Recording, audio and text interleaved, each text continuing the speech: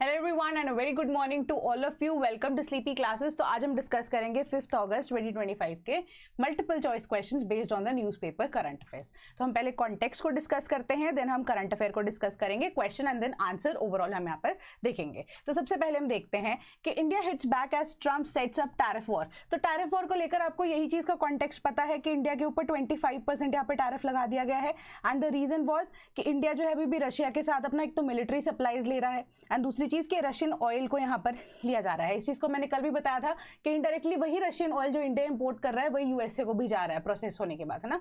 सो अब इसके ऊपर थोड़ा सा ना ऐसे बहस से छिड़ गई। So with respect to that उन्होंने यही बोला है, ट्रम्प ने बोला है कि आप या यूरोपियन यूनियन जो है ना, उनके साथ मिलकर यहाँ पर आपस में तुम इंडिया को यहाँ पे क्रिटिसाइज तो कर रहे हो कि हम रशियन ऑयल ले रहे हैं, हम मिलिट्री सप्लाईज ले रहे हैं। What about European union, what about Russia, कि दोनों के दोनों, व्हाट अबाउट यूएसए, तीनों की तीनों कंट्रीज आपस में अभी भी ट्रेड में इन्वॉल्व हैं। ठीक है, उन्होंने यही चीज बोली कि अब रशिया से आप इंपोर्ट कर रहे हैं, यानी कि यूएस से इंपोर्ट कर रहा है यूरेनियम हेक्साफ्लोराइड जो कि एक न्यूक्लियर इंडस्ट्री में यूज किया जा रहा है, या इवन कि पैलेडियम ईवी इंडस्ट्री के लिए अभी भी रशिया से इंपोर्ट किया जा रहा है यूएसए के द्वारा। ठीक है, एंड की फर्टिलाइजर्स केमिकल्स जो कि इंडिया की तरफ से रिप्लाई आया है मिनिस्ट्री ऑफ एक्सटर्नल अफेयर्स कि आप हमें बोल रहे हो व्हाट अबाउट यू, है ना।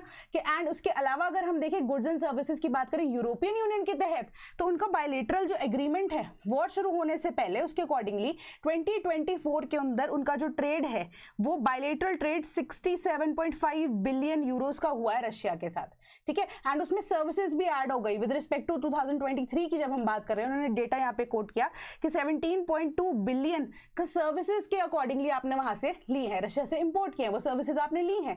ठीक है, so why are you questioning us कि इंडिया जो है बीइंग अ सॉवरेन नेशन उनके पास ये राइट है कि वो अपने आप से उनको जो चीजें फीजिबल लगती हैं, जो सस्ते रेट पे उनको प्रोवाइड करेगा, सो ऑटोमेटिकली हम वहां से परचेज करेंगे। ठीक है, तो व्हाट अबाउट यू कंट्रीज। सो उसके अलावा उन्होंने ये बोला कि टैरिफ जो 25% दिया जाता है वो उस इंपोर्टर के द्वारा दिया जाता है जो कि इंपोर्ट कर रहा है यूएसए के अंदर। ठीक है, इसके अलावा उन्होंने ये चीज बोली कि जस्ट ये टैरिफ पॉलिसी इंडिया के लिए इतनी जो प्रॉब्लम क्रिएट कर रही है, क्यों, क्योंकि जो हमारे पास बाकी नेशंस हैं जो कि कॉम्पिटिटर्स है, जैसे कि वियतनाम हो गया, इंडोनेशिया हो गया, मैक्सिको, फिलीपींस हो गया, बस उनके केसेस में हमें कॉम्पिटिशन का यहाँ पे मौका नहीं मिलेगा क्योंकि हमारे ऊपर टैरिफ जो है वो ज्यादा लगा दिए गए हैं। दैट्स इट, ये न्यूज आपको यही चीज बोल रही है। अब सवाल यही है, USA still imports uranium hexafluoride for its nuclear industry and palladium for EV from Russia. मैं आपको बता चुकी हूँ ये चीज, तो स्टेटमेंट करेक्ट है ये। Then the tariff levied is to be paid by the exporter, ये चीज भी मैंने आपको बताई, एक्सपोर्टर नहीं इंपोर्टर्स को यहाँ पर टैरिफ जो है वो पे करना पड़ता है। सो इसके अकॉर्डिंग हमारे पास करेक्ट आंसर क्या बनता है, ऑप्शन नंबर ए।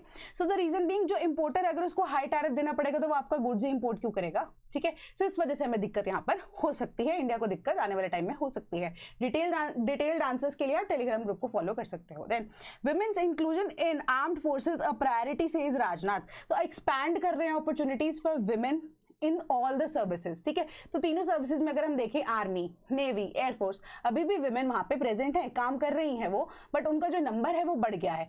एंड अगर हम एयरफोर्स की बात करें तो मैक्सिमम रिप्रेजेंटेशन विमेन की वहीं पे है तीनों आर्म फोर्सेज के अकॉर्डिंगली, दैट इज कि 13.4% इंडियन एयरफोर्स के अंदर विमेन काम कर रही हैं एंड 6.85% आर्मी में एंड 6% नेवी के अंदर। तो जब आर्मी की बात कर रहे हैं तो 12 branches in the army are open to women officers, जिसमें कॉम्बैट यानी कि लड़ाई भी इंक्लूडेड होती है।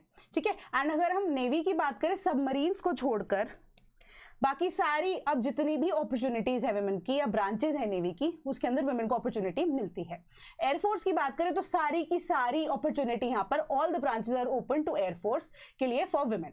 ठीक है, तो ये चीज आपको यहाँ पर बताएगी। एग्जाम्पल के तौर पे ऑपरेशन सिंदूर में स्पेसिफिकली आपको कर्नल सोफिया कुरैशी का यहाँ पे एग्जाम्पल दिया गया and wing commander Vyomika Singh का एग्जाम्पल दिया गया है। Those who are doing good and automatically देख रहे हैं कि सर्विसेज में जो वुमेन की रिप्रेजेंटेशन है उसे बढ़ाने की बात की जा रही है कि उसे प्रमोट भी किया जाएगा आने वाले टाइम में। देन सवाल क्या है, all branches for women are open in the army. ठीक है, women form 13.4% of the Indian air force workforce. So which of the statements above is or are correct?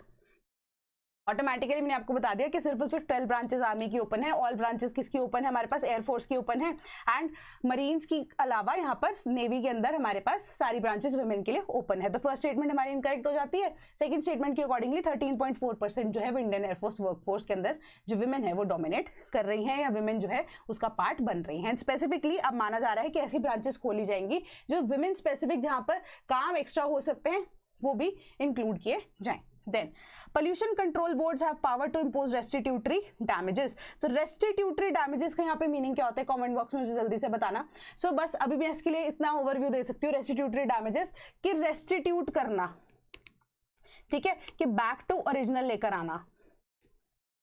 तो इसी के केस में यहाँ पर सुप्रीम कोर्ट ने बोला है कि जितने भी पोल्यूशन कंट्रोल बोर्ड्स हैं with respect to air pollution and water pollution, जो उनको ओरिजिनल फेजेस में या ओरिजिनल क्वालिटी उनकी वाटर की हुआ करती थी, ठीक है, उसको आप रेस्टिट्यूट कर सकते हैं। इसके लिए स्पेसिफिकली सुप्रीम कोर्ट ने एग्जांपल दिया कि आपके पास ऑप्शन है पोल्यूटर पेज प्रिंसिपल की, ठीक है। पोल्यूटर पेज प्रिंसिपल के अकॉर्डिंगली उन्होंने यही चीज बोली कि आप लगा सकते हो किसी के ऊपर भी कोई भी अब फाइन, है ना, कि जो पोल्यूट कर रहा है उसी की रिस्पॉन्सिबिलिटी है, वो उसके लिए एक पेमेंट कर सके जिसको आप स्ट्रिक्ट कर सकते हो, ठीक है। ये आने वाले टाइम में अगर आप देखिए आपके पास ऑटोमेटिकली इतनी ज्यादा पावर दी गई है कि आप उनका पानी का सप्लाई, बिजली का सप्लाई सब कुछ काट सकते हो, बट उससे पहले आपको एक मेजर और लेना है कि ये सब कुछ चीजें करने से पहले आपको ये मेजर और लेना है कि आप पहले एक तो उनको या तो इनिशियली वार्निंग भेज दो, वार्निंग देने से पहले आप किसी भी तरह का रेगुलेशन निकाल सकते हो, रेगुलेशन के बाद अगर वार्निंग भी काम नहीं करती उसके बाद जाके आप थोड़ा एक्स्ट्रा स्ट्रिक्ट हो सकते हो, ठीक है। अदरवाइज नहीं तो पोल्यूटर पेज प्रिंसिपल तो आपके पास ऑटोमेटिकली एग्जिस्ट करता ही है,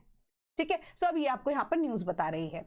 देन अब सवाल ये है, the polluter pays principle was added to the act by which of the following landmark judgments, ठीक है। MC Mehta versus union of India, enviro legal action versus union of India, MC Mehta versus Kamalnath and others, all of the above.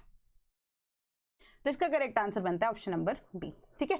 MC Mehta versus union of India के different cases होते हैं, but वैसे अब जैसे ताजमहल के लिए केस हो गया, उसकी एसिडिफिकेशन हो रही है ना, या यूनियन कार्बाइड वाला केस हो गया, तो डिफरेंट चीजें यहाँ पे इंक्लूड होती है। बट आपको enviro legal action versus union of India जो 1996 का केस है, उसके अंदर ऑटोमेटिकली हम देख रहे हैं कि यूनियन कार्बाइड वाला इंसिडेंट 1984 में ऑटोमेटिकली हो चुका था, जहां पे हमने स्ट्रिक्ट लाइबिलिटी की बात की थी, ठीक है। So with respect to that जो 1996 का केस था, उन्होंने बोला कि जो पोल्यूशन करेगा स्ट्रिक्ट लाइबिलिटी को इनकलकेट करते हैं वही पे करेगा, एंड ऑटोमेटिकली इन सब की पावर किसको दी गई, पोल्यूशन बोर्ड्स को दी गई, water pollution board, air pollution board. वैसे बेसिकली पोल्यूटर पेज प्रिंसिपल जो है वाटर कंट्रोल के लिए बात करते हैं, ज्यादातर एफ्लुएंट्स के डिस्चार्ज के साथ ज्यादातर रिलीज करते हैं, ठीक है।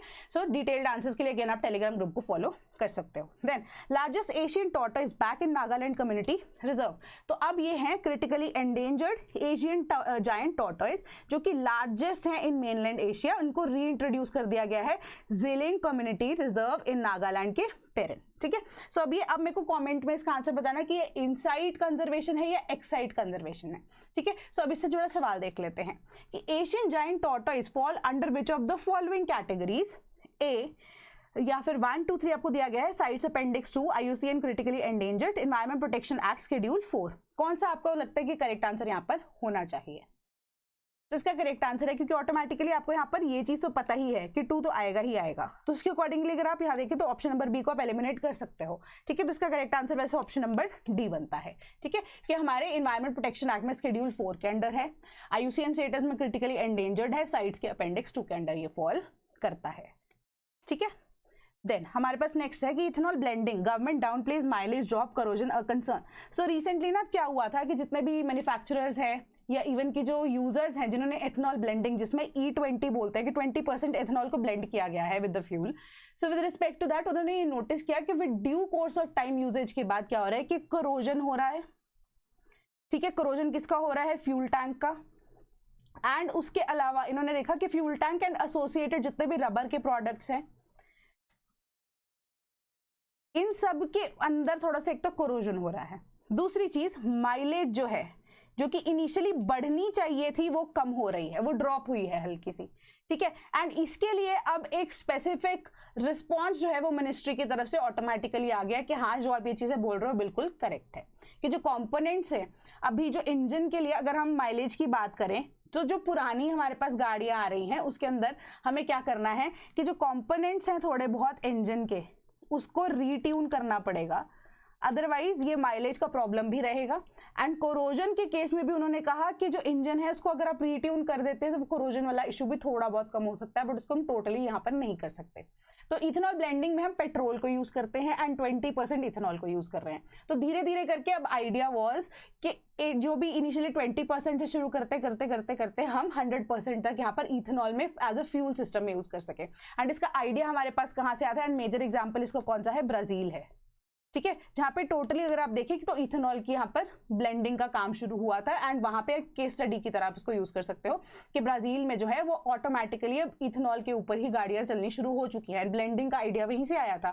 सो अब उसी को यहाँ पर रेप्लीकेट करने की कोशिश की गई थी, but with respect to that अब हम देख रहे हैं कि व्हीकल्स के अंदर ये रिपीटेडली प्रॉब्लम आ रही है। तो अब हर एक के पास नई गाड़ी लेने की सक्षमता तो नहीं है, तो अब उसके लिए अब आप क्या ट्यूनिंग करवाओगे या सरकार क्या इशू लेगी या क्या इसके ऊपर नया कुछ आता है हमारे पास रेगुलेशन, उसके ऊपर जो भी होगा मैं आपको बता दूंगी। बट अभी के लिए आपको यहीं पे पता होना चाहिए, इथेनॉल ब्लेंडिंग से रिलेटेड ही आपका सवाल है, पोल्यूशन के साथ ही आपका सवाल है। ठीक है, देन क्वेश्चन देख लेते हैं कि ethanol blended petrol programme aims to reduce reliance on crude oil imports. Second, the initial target of 20% blending was achieved by March 2023. Which of the statements above is or are correct? तो basically ये India के context में आपसे सवाल पूछा गया है, तो उसी हिसाब से इसका आंसर देना। तो इसका करेक्ट आंसर है ऑप्शन नंबर ए। ठीक है, कि इथेनॉल ब्लेंडिंग प्रोग्राम के तहत ना ऐसा होता है कि अगर हम 80% यूज कर रहे हैं पेट्रोल, 20% अगर हम इथेनॉल को यूज कर लेते हैं, इथेनॉल कहाँ से आ रहा है हमारे पास, आप मेज कह सकते हो है ना, वहां से ब्लेंडिंग हो रही है, या शुगर केन से भी इथेनॉल को एक्सट्रैक्ट किया जा रहा है। तो इससे क्या होगा, 80% ही फ्यूल यूज हो रहा है ना, बाकी 20% की तो बचत हो रही है, तो क्रूड ऑयल जो है हम इंपोर्ट करेंगे वो कम हो जाएगा ऑटोमेटिकली। सो फर्स्ट स्टेटमेंट हमारी करेक्ट हो जाती है। सेकंड स्टेटमेंट के अकॉर्डिंगली बोला गया था कि 2030 तक इथेनॉल 20 ब्लेंडिंग करनी है इंटरनेशनल स्टैंडर्ड्स के अकॉर्डिंग, बट इंडिया ने इसको ऑलरेडी 5 साल पहले अचीव कर लिया, यानी कि मार्च 2025 तक ऑलरेडी इसको अचीव कर चुकी है इंडिया। एंड इसके अकॉर्डिंगली एक हिदायत दी जाती है कि जितने भी पेट्रोल पंप्स हैं वहां पे इथेनॉल ब्लेंडिंग कितनी ज्यादा की गई है वो ऑटोमेटिकली उनको यहाँ पर एक स्टिकर लगाना पड़ता है या आपको इन्फॉर्म करना पड़ता है कि इतना % ब्लेंडेड इथेनॉल से हमारा पेट्रोल है। ठीक है, तो करेक्ट आंसर इसका ऑप्शन नंबर ए ही बनता है। Then why India's heat action plans aren't cooling cities, तो इसके अंदर ना उन्होंने ये चीज बोली है कि हीट एक्शन प्लान्स, तो अब इसके पीछे का रीजन क्या है, कॉन्टेक्स्ट की अगर मैं बात करूं तो वही है कि हमारे पास जो पोल्यूशन का इंपैक्ट आ रहा है, पोल्यूशन की वजह से जो सिटीज हैं वो ज्यादा हीट हो रही हैं, है ना, तो इसी की वजह से उन्होंने ये चीज बोली कि एक तरह से प्रॉब्लम क्रिएट हो गई है। ठीक है, एंड प्रॉब्लम जो है ये क्रिएट करने के लिए ऑब्वियसली एंथ्रोपोजेनिक कॉजेज यानी कि ह्यूमंस तो रिस्पॉन्सिबल है ही है, बट अब उनको सिटीज के अंदर मिटिगेट करने के लिए हीट एक्शन प्लान्स जो कि 2013 के अंदर सरकार ने इंट्रोड्यूस किया था एज अ पॉलिसी, उन्होंने बोला था पब्लिक हेल्थ हो गया, फूड सिक्योरिटी हो गया, आउटडोर वर्कर्स जो हैं उनके रिलेटेड कोई भी ऐसा इशू आता है उसके लिए आप हीट एक्शन प्लान को भी इनकलकेट कीजिए, क्योंकि अब वर्कर्स जो हैं वो भी बाहर काम कर रहे हैं धूप के अंदर, एंड सिटीज के अंदर अगर काम कर रहे हैं स्पेसिफिकली तो it is the governments responsibility कि वो अपने बच्चों को क्या अपने स्टेट सब्जेक्ट्स को बेसिकली यहाँ पर बचाएं, है ना, तो उनका ध्यान रखें। तो अब इन एक्शन प्लान्स के लिए जो सरकार है वो उसके ऊपर यही मुद्दा या सवाल उठाया जा रहा है कि उनकी तरफ से जो भी अब आइडियाज लिए गए हैं या जो एप्लीकेबिलिटी है वो बहुत पुराने टाइम की है। ठीक है, सो वो चीज अभी के टाइम में यहाँ पर एप्लीकेबल नहीं होती है। अभी के लिए जो करंट सिनेरियो के हिसाब से अगर हम देखें वो हीट को कम तो नहीं कर रही है, ठीक है, हीट तो उससे और ज्यादा बढ़ रही है। ठीक है, प्लस कुछ ऐसी सिटीज हैं वहां पर अभी सरकार कुछ ले ही नहीं रही है एक्शन प्लान के लिए, हीट एक्शन प्लान के लिए कोई भी उन्होंने रेगुलेशन जारी नहीं की है। जैसे अब स्कूल्स की छुट्टियां हो जाती है गर्मियों के टाइम पे, वो हीट एक्शन प्लान की रेगुलेशन ही होती है ना, तो क्योंकि अपने जो बच्चे हैं, जो छोटे बच्चे हैं, उनके ऊपर कोई ऐसा इंपैक्ट ना पड़े, तो उन्होंने बोला कि सरकार इसको ऐसे शो करती है जैसे कि आपकी हेल्थ के ऊपर इशू आ सकता है कि आपको स्ट्रोक आ जाएगा एंड ऑल दैट। ये हेल्थ इशू नहीं है, ये क्लाइमेट प्लान है हमारा, क्लाइमेट एक्शन की वजह से की जरूरत है हमें यहाँ पर, ये क्लाइमेट चेंज का इंपैक्ट है ये, तो हम उसको उसके तरीके से क्यों नहीं लेके जा रहे हैं, हम इसको हेल्थ के इंपैक्ट के तौर पे और ज्यादा डरा क्यों रहे हैं। ठीक है, बल्कि इसका रीजन उन्होंने यही दिया कि सरकार की रिस्पॉन्सिबिलिटी यहाँ पर बनती है। बट अब उन्होंने ये चीज बोली कि हीट एक्शन प्लान निकाल तो दिया सरकार ने, बट वो मैंडेटरी नहीं है। सो इसके लिए सिर्फ और सिर्फ जितने भी रिक्वायर्ड मंथ्स होते हैं, जैसे कि मई जून के आसपास का टाइम होता है, उस टाइम पे ये चीजों के लिए रेगुलेशंस बना दी जाती हैं, बट उसके बाद अगर गर्मी का सीजन एक्सटेंड हो जाता है तो क्या वहां पे रेगुलेशन ली जाती है, कुछ भी नहीं लिया जाता। सो इन दी एंड उन्होंने यहाँ पे ये कंक्लूड किया कि जो प्लान्स है वो क्रिएट किए जा रहे हैं top down with the little community input. ठीक है, टॉप डाउन कैसे कि सरकार टॉप मोस्ट लेवल से डाउन मोस्ट लेवल पे काम कर रही है, बल्कि कम्युनिटी का भी इसके अंदर इन्वॉल्वमेंट यहाँ पर होना चाहिए, कम्युनिटी को खुद अवेयर होना चाहिए। बल्कि अब आपको ये हेल्थ की तरह बताया जा रहा है, बट एक्चुअली में आपका फंडामेंटल राइट या इवन कि आपका जो लेबर राइट्स है, क्योंकि जिनकी लेबर काम कर रही है वो भी यहाँ पे वायलेट हो रहे हैं, तो इसके ऊपर काम एक्चुअली में करना चाहिए। क्यों, कैसे कि इनको मैंडेटरी बना दिया जाए एंड सिर्फ और सिर्फ स्पेसिफिकली इन महीनों के लिए ना रखा जाए, ऑल ओवर द ईयर अगर रिक्वायरमेंट पड़े कभी भी इसको एप्लीकेबल किया जा सके। सवाल क्या है कि हमारे पास heat action plans are mandatory. Second, NDMA is the responsible agency for heat action plan. Which of the statements above is or are correct? Mandatory नहीं है, मैंने आपको बता दिया, तो फर्स्ट स्टेटमेंट इनकरेक्ट है। तो एनडीएमए ही तो डिजास्टर मैनेजमेंट के अकॉर्डिंगली देख रही है ना, तो इसका correct answer option number B बनता है। एनडीएमए रिस्पॉन्सिबल एजेंसी है फॉर हीट एक्शन प्लान, क्योंकि सरकार को तो वही बताएगी कि आने वाले टाइम में हमारे पास कोई डिजास्टर या फिर आप कह सकते हो कि आने वाले टाइम में हमारे पास IMA जो हमारा मेट्रोलॉजिकल ऑर्गेनाइजेशन है, IMD की बात करते हैं, तो उन दोनों के साथ मिलकर एनडीएमए यहाँ पर सरकार को इन्फॉर्म करेगी, उसके अकॉर्डिंगली हीट एक्शन प्लान बन सकता है ना। सो ये आपका करेक्ट आंसर बनता है ऑप्शन नंबर बी। ठीक है, ये सी गलत मार्क किया गया है, ऑप्शन नंबर बी इसका करेक्ट आंसर बनता है। ठीक है, then let's go fly a kite capturing wind to generate renewable energy in Ireland.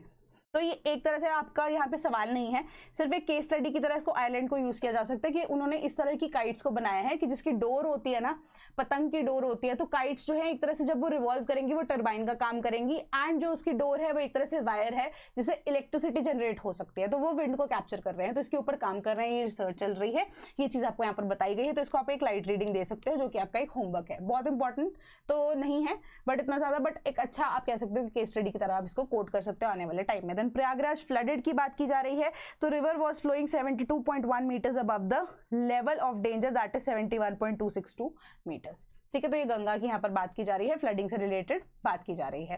Then Independence Day invites this year feature Chenab bridge operation Sindoor. तो चेनाब ब्रिज के बारे में हमने पहले भी डिस्कस किया था, ठीक है, तो उसी के बेसिस पे आप इसको रिवाइज कर सकते हो, एंड जो भी इंपॉर्टेंट अगर पॉइंटर्स हुए चेनाब ब्रिज को लेकर मैं आपको यहाँ पर जरूर शेयर कर दूंगी, जो कि गवर्नमेंट के सोर्सेस से ही होंगे। ठीक है, then Modi to inaugurate new Kartavya Bhavan tomorrow. सो अब यहाँ पर हमारे पास नई बिल्डिंग्स बन रही है, न्यू पार्लियामेंट बना, तो नया हमारे पास अब जो न्यू दिल्ली का VVIPs वाला एरिया है उसको रीडेवलप करने की बात की जा रही है।